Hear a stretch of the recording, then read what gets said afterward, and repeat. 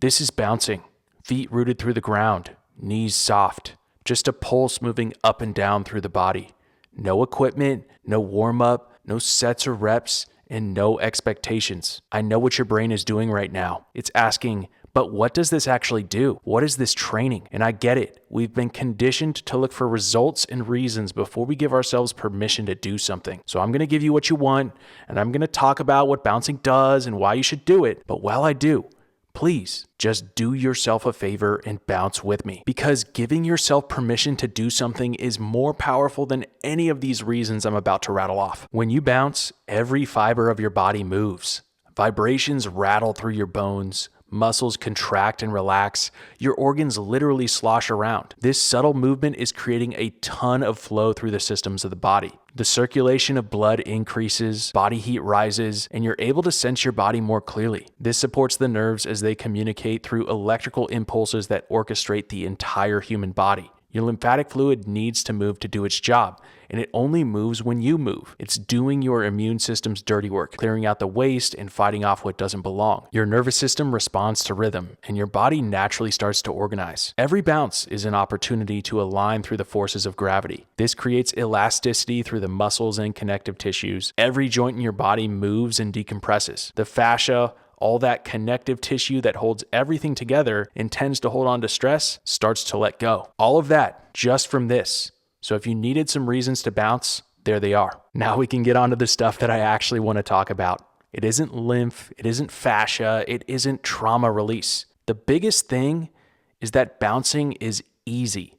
And I mean that in the most radical way I know how to say it. We exist inside a fitness culture that has spent decades telling us that hard is good, that discomfort is the thing to chase, that if you're not pushing, you're not growing. And look, there's a place for challenge. I'm not here to argue against stress and overload. I'm here to ask a question. What happens in the brain and the nervous system when every message you receive about movement says, go harder, do more, earn it, grind through it?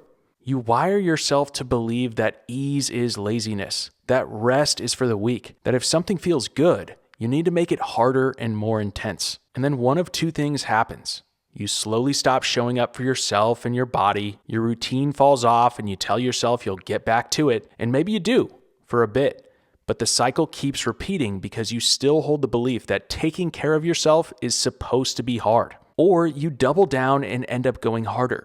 You're always seeking more challenging workouts and chasing more intensity. You push through pain because you don't want to quit. You wear the grind like a badge of honor. The soreness, the exhaustion, the discipline, it becomes your identity. And the body just keeps taking that beating until it breaks down and forces you to stop in a way you couldn't choose for yourself.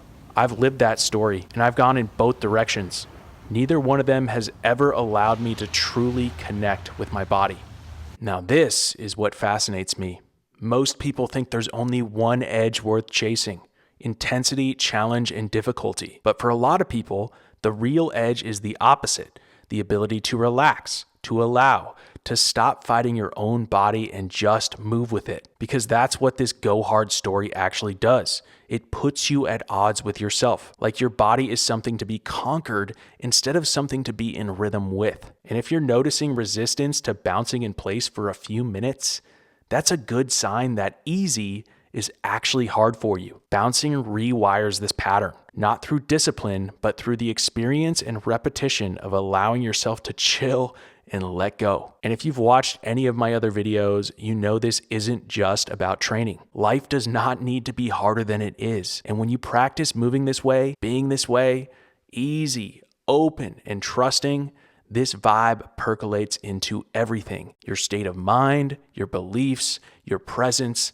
how you see yourself and your life. And I'll say that overused cliche to hammer it home: how you do anything is how you do everything. So if you only know how to grind, life is going to be a grind. Bouncing is an invitation to take it easy, to feel into your rhythm instead of fighting it all the time. And this doesn't mean you have to turn into a total softie. Keep challenging yourself, expanding your boundaries. Just know that there are multiple edges you can dance on. If you want to keep bouncing, I've got a 5-minute follow along right here. Perfect morning wake up, desk break, or warm up before your next workout. And if you're ready to go deeper, Move Now is 7 days of movement that builds connection and ease through the entire body. Link is in the description below. Thanks for watching. Remember the power of the bounce.